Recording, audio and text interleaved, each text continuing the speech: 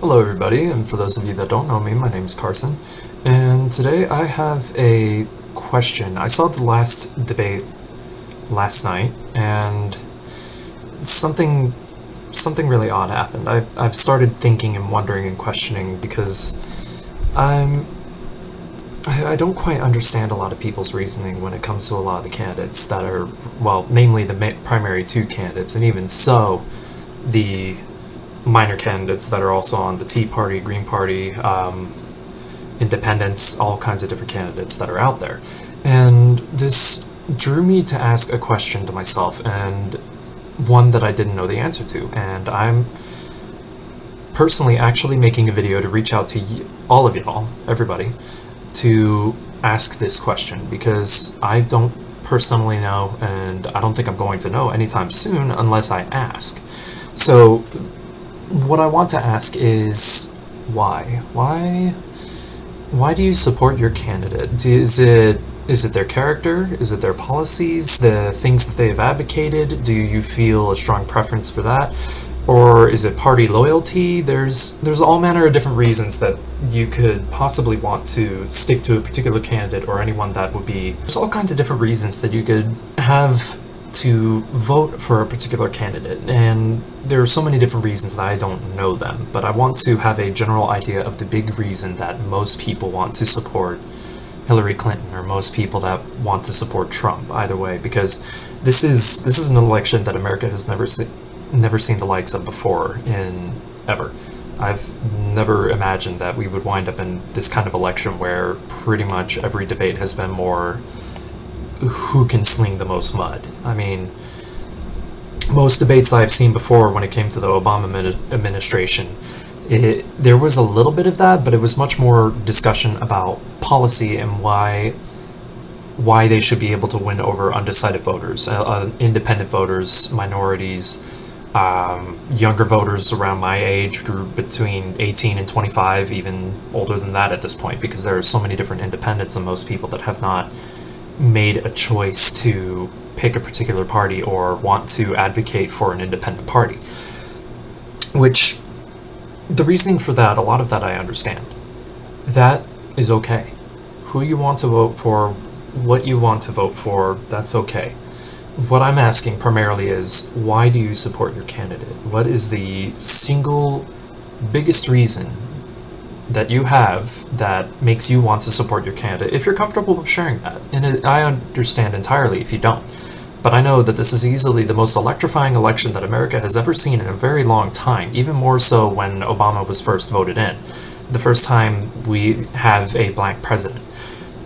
And it's a very curious thing to follow, and I'm putting it as kindly as I possibly can, honestly, because it's stunning to watch. I'm personally shocked and amazed that it's gone in the direction that it has so far. So I want to personally ask you guys that right off the bat before I even get started on my own views, because I would prefer a biased perspective. And the reason that I ask for this is that I want to come to understand better the people that I know, the American people, because I know that I'm not particularly normal. Most of my friends know that right off the bat. I'm not particularly normal. I'm pretty far out there as far as what's going on in my head or what my perspective is on things. So this makes me want to ask, what is your perspective? Why do you feel that it's the best choice? Do you perceive it more as a judge of character, or as like a job interview? Are they best suited for this position? Do you perceive it like we're hiring somebody and we're the judges, we're the interviewers that are trying to determine who's going to be the best fit for this job, who's going to get the things that we want to get done, accomplished, who's in our best interest, who's going to be there that's just going to make the money and then try and bail out? Or is it about advertising a brand? Is it about the Electoral College? Is it more about getting the Democratic or Republican Party to have more power inside the Congress and Senate? There's a lot of these questions that, frankly, I don't have the answers to, and I'm I'm not sure if most of the people that I know have an answer for that either. And that ultimately brings me to the second point of my video that I want to make after that. If you can, please go ahead, leave in the comments what your thoughts are. If you're willing to share, message me personally if you don't feel comfortable with it. But I really would like to know, because it will help me get a better perspective on things and be able to understand a little bit better why we've come to the point that we have, why we've reached this conclusion where we have these two very different candidates, these very, very, very, very abrasive and colorful history for candidates. And once again, that brings me to my second point. A lot of people that I know that are in my age group or somewhere around there, any kind of, in that local generalization, between 18 to late 20s, even 30s, a lot of people that I've come to know do not want to vote. And of course, again, the question that I've raised up is why. But for this one, I feel that I have an answer, and I've wanted to share that with everybody, because I can't sum this up in a post. I can't sum this up in a simple, real quick, oh, I'm just going to type down a paragraph and I'm going to have it right here, yeah!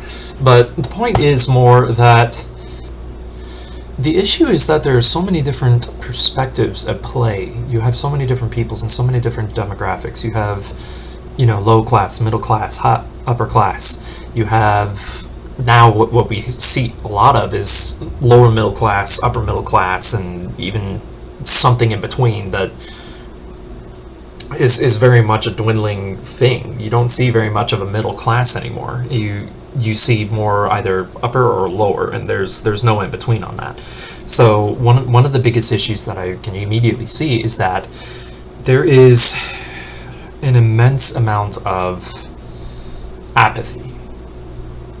And for those that may not know what apathy means, it means to not care, to be apathetic towards something. You don't have any strong feelings for it one way or the other, and you don't care to make any effort to get feelings for that or try to have any kind of perception to make a solid decision on one way or the other. It's very much, I don't care, this isn't my problem, and I'm gonna leave that to you guys. So I'm just gonna keep living my life. I'm going to do my job, go to work, have a mediocre life, and hope that things kind of change, or I'm just going to work my way through it and really hope I can just kind of coast through this without having to make any actual input on things. And I have a problem with that. I'm sure a very large number of people, older folks and younger folks like me, have a huge problem with this. And I say this not because to condemn anybody or to put anyone out there or say, that person does not care, and therefore, it's something like that. It's just one of those things that it drives somebody batty when you care about something, and then you ask your best friend about it. You know them forever, and this is something that just came up. You love the tar out of it, and then you go to your best friend and you explain it, and you're so excited, and then he's just like, I don't care. I don't give a shit. That's not my problem. Why are you excited? You're weird. Go away. Seriously, go away. And it's that perspective that scares me, because very much so we're seeing a very large number of younger people have what I've come to personally call apathy syndrome, and it's like a virus. When one person starts to not care, you notice that, hey, this guy isn't stressed out about this thing that's going on. I kind of want to be like that, because this guy's, all wigged out, and then here's this dude, he's just, well, I'm going to work, and I'm making money, and I just got a raise, and I don't care about whatever policy or whatever kind of things are happening outside of my life, because they do not directly impact me yet. But it doesn't matter if it has the potential to do so. It's more about, it doesn't affect me now, therefore I do not care. That is what I call apathy syndrome, because then suddenly you get these other people that are like, I want to be like him, I want to be carefree. There's a very big difference between apathy and being carefree. Carefree effectively just means that the things that do concern you are not something that immediately... Let me rethink that. Being carefree puts you in a position effectively where you see things for what they are. You know what's important and you know what is not. You reach this point that most people would call carefree when some things that would bother other people don't affect you in such a way that it does to others. It doesn't stress you out. Like, oh, there's this big project at work and oh my god, I gotta get this done or I might get fired or I'm gonna lose my job, or those are both the same thing. But then you have the carefree person where it's like, oh, we have a really big project. Okay, we need to work extra hard on this. And that's their perspective. And to some folks, it baffles them because it's like, why aren't you stressed out? This is insane. How can you look at this and be like, this is not a problem? Oh my god! No, the point is more that they see things for what they are. They see that this is an opportunity to shine. This is a good spot to be able to show them what I can do, what I'm capable of. This big project, I can look at it in the face and say, you don't scare me. I'm going to knock you out, and even better yet, I'm going to do it with such finesse that everybody around me is going to be so impressed that, you know, maybe I'll get that raise, maybe I'll get the promotion that I've been looking for, or, you know, even I'm going to get that ace grade and everyone else is going to be jealous because I spent all weekend studying for this, but that's because I put the effort in. Whereas you have apathy, and I'm guilty of this myself. There's no reason that I would even bring this up without having some kind of relative understanding of why it is such a big issue. And growing up with anxiety and depression at the same time can very much give you a very different perspective on life. Because suddenly being afraid of things doesn't necessarily mean that you're afraid of them. It almost means that you're in despair over them, that you have this looming gigantic shadow that's just threatening to consume you. And whereas fear compels you to do things out of it, despair dispels you from doing these things. Because it's so dark, you can't see beyond it, that there is no way that you can perceive any kind of exit or escape or any way beyond it. There's just no way. You look at it and it's like, I'm finished. There's no way I can approach this myself. And nobody else wants to help me because I wouldn't want that on them. Apathy is very much like that, because you get put into this position where you feel the same effect of despair. But the difference is that whereas depression forces you to acknowledge the gigantic darkness that's about to swallow you whole, apathy is more dismissing it. And you say, I don't care. Let it swallow me when it does. But until then, I'm just going to do whatever I do, and whatever I do isn't going to matter because it's going to swallow me up anyways. What I see a lot of is a lot of apathy when it comes to the election. And there's nothing that has terrified me. And I mean, when I watched the debate last night, I was shaking because this is what we've come to. We didn't come to two candidates that are highly qualified and ready to do the job, and it's going to be a close election, and, you know, either way you look, there's some form of hope on one side or the other. But this election, you see nothing but apathy and despair.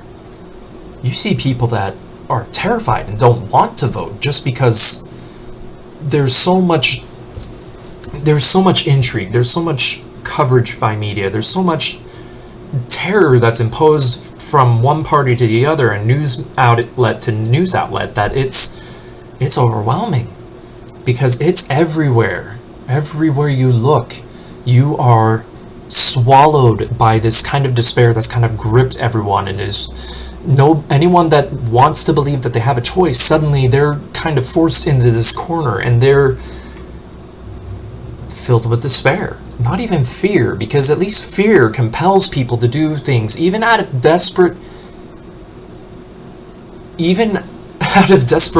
It causes them to do something. But despair makes you feel like it's hopeless. There's nothing that you can do. There's nothing that you can do to change it, and it's done.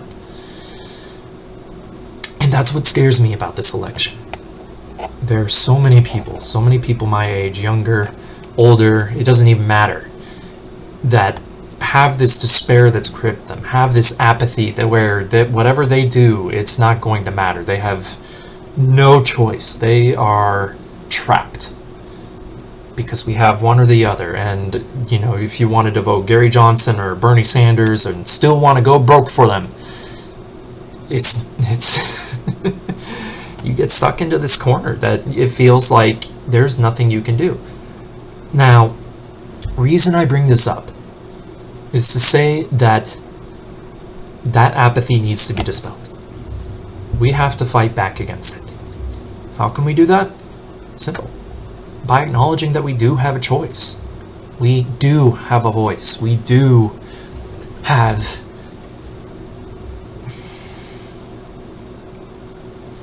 we can be heard. There is a light at the end of the tunnel. There is an option. There is a better way. I'm not going to advocate to you who or what or how. I'll more than happily make a separate video if y'all are curious enough about my viewpoint and to explain why I feel the way that I do.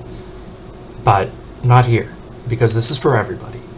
Republican, Democrat, liberal, conservative, it does not matter who you are. Apathy is everywhere. We have to work together to stop it and to be able to deliver a vote. As the American people, I feel that freedom, you hear all the time, freedom isn't free. Well, what's the price for freedom? You know, what is it? Nobody has really defined it. You know, is it the lives of the soldiers that we send overseas? Is it the taxes that we pay every day? It's not. It is, the price is our military, the beliefs that we have, and that we stick to them. And we do not despair when times get tough. Things are tough right now. I'm not going to sugarcoat it. You know, we're in a position where, you know, I'm in Texas. This is a really good spot to be right now because cost of living, as high as it is, there's a means to be able to survive. I have friends that are struggling to make ends meet day in and day out, constantly working 2 jobs and just wigged the hell out. I have friends that have blown their way through college. My younger brother even, he studied, he worked his ass off. He's working now and he's doing good. But the point is that you see all around you, and the first thing that you see is going to be a lot of apathy, regardless of if you're low or high or wherever you are. You see apathy. We have to stop it. And you're going to ask, well, how do we stop it? How do I stop feeling like I'm stuck in a corner with no voice? That's very simple, way simpler than you would imagine. The price for freedom is that as an American citizen, you are obligated, it is your duty as a citizen. I'm not even going to sugarcoat it. It's not a privilege, it is a duty that you go out and vote, that you participate in the election and you understand who the candidates are, who you're voting in, because this isn't just your life that is being determined by the policies and this isn't determined by the policies. Oh my god, okay, start over.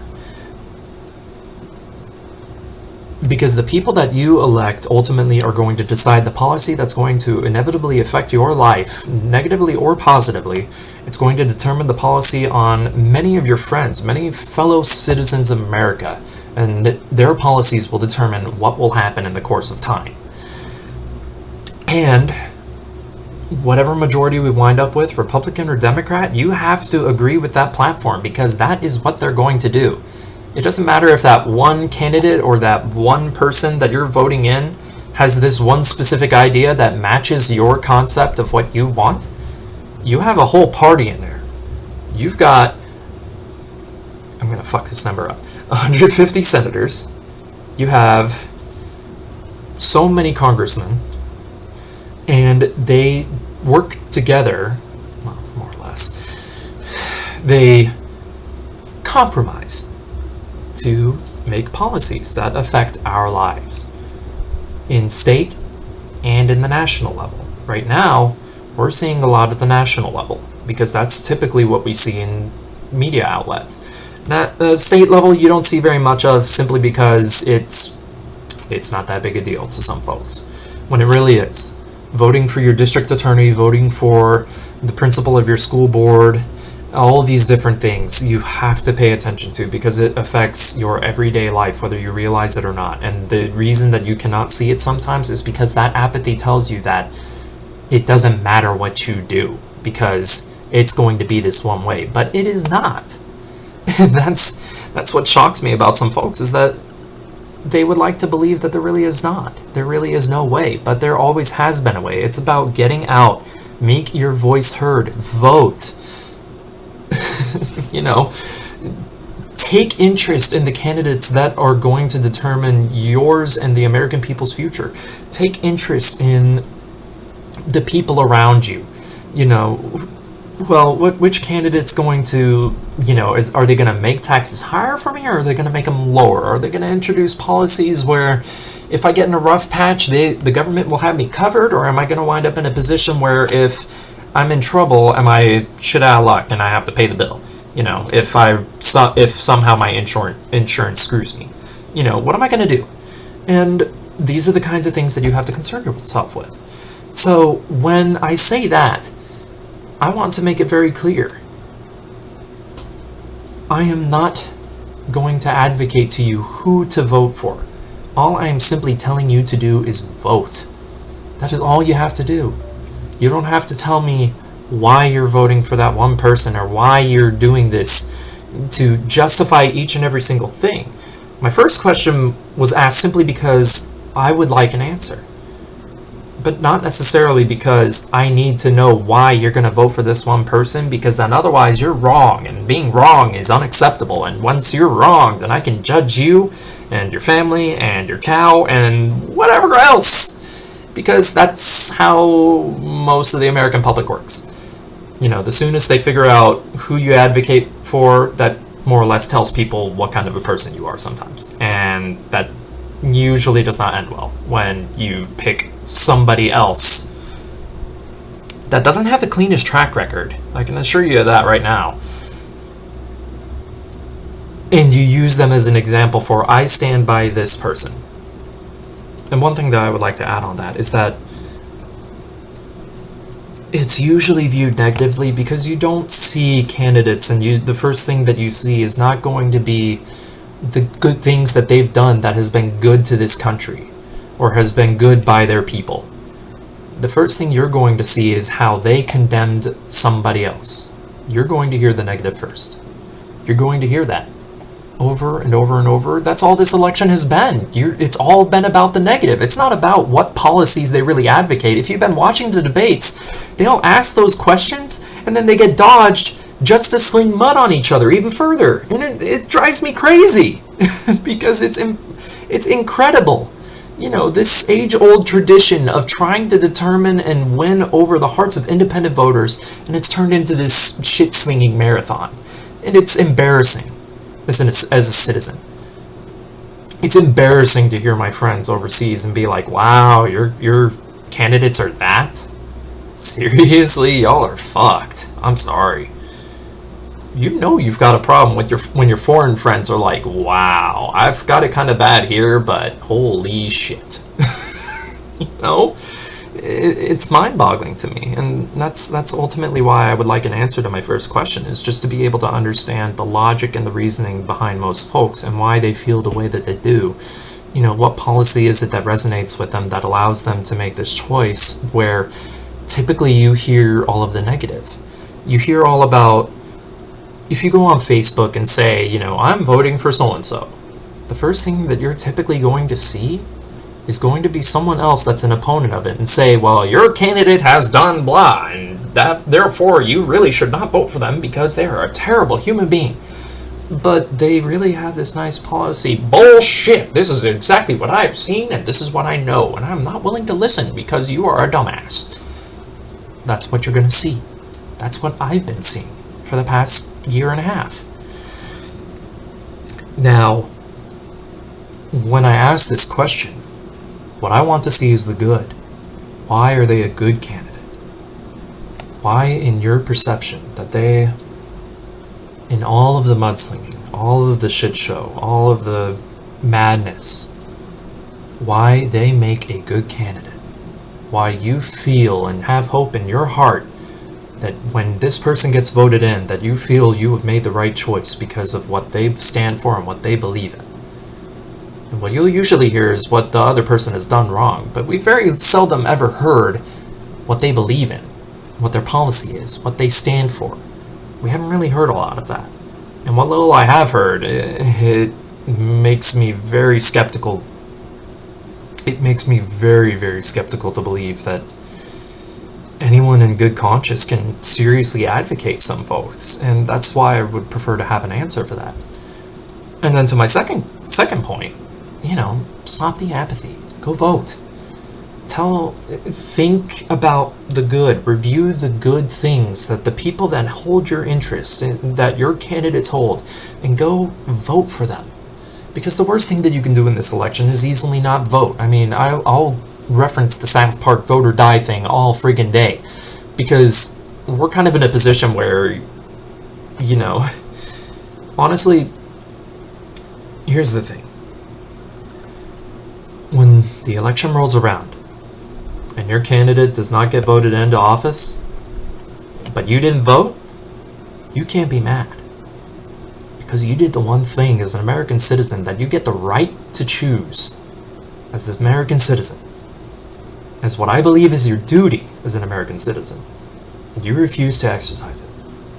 You refused, as an American, to be able to exercise your freedom of speech and be able to determine the future of America and our country. And I feel like that's a terrible crime. Not just in terms of law. I'm talking in terms of morality. It's a serious crime against yourself and what you feel like you would stand for. You don't stand for freedom if you don't go out and vote and exercise that freedom. Because then it's just wasted. And then what does freedom mean at that point? That freedom suddenly becomes the very apathy that you stare at all the time, and then the reality is that you never had any freedom at all as long as you allow that apathy to hold you in place. So with that said, educate yourself on the candidates. Don't rely on news media. Don't rely on Fox News or CBS. Go online. Do research. Actually, I hate to put it in the perspective of homework, but do your homework. This is kind of a big deal. This is my future. This is my fiance's future. This is a ton of people's different future we're talking about. And we can't put it at risk because you just don't want to vote because both candidates suck. My fiance has said the same thing, and I asked her why she feels compelled to do that. And she told me, well, what's the point? They both suck. And it's like, because you haven't done your research. You haven't done your homework. You don't honestly know who these candidates are or what they advocate or how they feel about certain issues. And that's okay. That is okay. That's one of the biggest things I want to put out there. It is okay. I understand. But now is the time. We have a month left until Election Day. Voting has already started in several states. Get your homework done. You don't want to turn it in and get a late grade. Do your homework. Research the candidates that interest you most. Understand their pros and their cons. And think about why they best fit the position. And go out and vote. And be proud of it. And going out and not voting because, it's going to take too much time is not a damn excuse. When Bernie was still in the running, I went out and voted. It took me 5 minutes. 5 minutes. All I had to do was park. I went in, showed them my voter registration card, and I voted, and I got out. 5 minutes. I can't even eat Pop-Tarts in 5 minutes. You have no excuse. Go and vote, please. I mean, I can bludgeon that into your head, but I can't can't make people go out and vote without them feeling a personal passion to want to go and do so. So that is ultimately why I asked that first question. Why do you advocate the person that you are voting for? Why do you feel like this is the best decision that you could possibly make? And with that, please, if you would like to share, let me know in the comments. I'll be more than happy to read them, and if I get enough responses and interest to do a response, then I'll be more than happy to. But you have to be heard. You have to want to have your voice heard. You have to put out there how you feel and what you believe is the right decision. And for the love of God, don't start by, I'm voting for Trump because Hillary's a bad person and she's done such and such and such, or I'm not voting for Trump because he's done such and such and such, and he's a terrible person. But the bottom line is that I'm asking you the positive. What makes your candidate a good candidate? Please bear that in mind while you type your response. I plead. I plead, y'all. I'm begging y'all. Because you've got more than enough negativity as it is. Even a small positive remark, not loaded with vitriol, but genuinely, this is why I have hope for the future. I want to see responses like that because I would love to be able to respond to those and be able to understand other people's perspectives, so that way I can make an educated decision on what I feel and feel justified in how I feel, and be able to provide an accurate and reasonable response. So please, if you get the opportunity, go ahead and leave a response. Like the video if you enjoyed this talk. If I can get enough views and likes, then I would be more than happy to be able to do more. If you can, share this video with some of your friends if you feel like it's something that they need to see or need to hear, or if you're just curious about what they feel. And that's all I've really got. I really look forward to hearing from y'all. I really do. And with that, I'm going to call it a good evening, and I wish all of you a good evening. And with that, I'm going to sign out. I hope to see y'all's responses, and I would love to be able to hear from you soon. Have a good evening.